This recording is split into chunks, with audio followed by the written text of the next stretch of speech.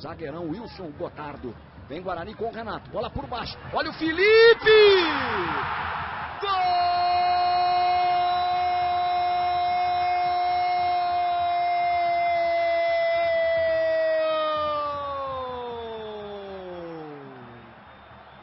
É de Felipe, é do Guarani.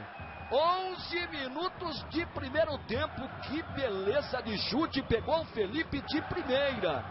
A bola desviou no zagueiro, tirou as torcas da jogada, o Felipe chegou batendo. Vai pra bola Romarinho. Levantamento, bola perigosa. Olha o gol! Gol!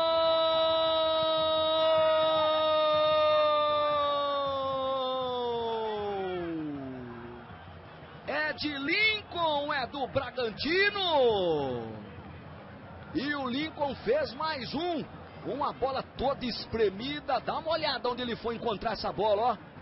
Brigando por ela ali, ganhando a frente do Emerson e tocando pro fundo do gol. Olha o Lincoln. A bola bateu ainda no Everton Páscoa. Uma bola toda espremida, toda desajeitada. De novo, ó.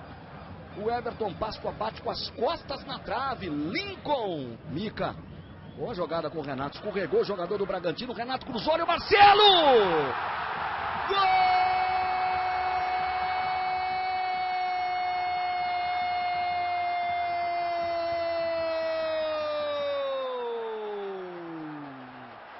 É de Marcelo Macedo, é do Guarani. E foi um gol da paciência, né? Da calma, da paciência, da persistência. O jogador do Bragantino ali, me pareceu, o Léo Jaime, escorregou e aí matou a marcação, estava encaixada. O Guarani na tabela, no toque, chegou, o Renato cruzou a bola no capricho.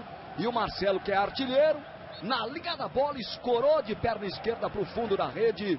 Olha o contra-ataque do Guarani, gigante. Felipe. Bola para o Fabinho, Denilson tá livre, Fabinho segurou.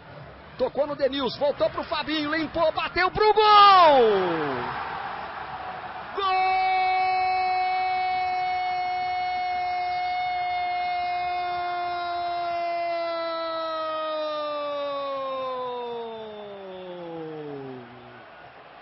É de Fabinho! É do Guarani!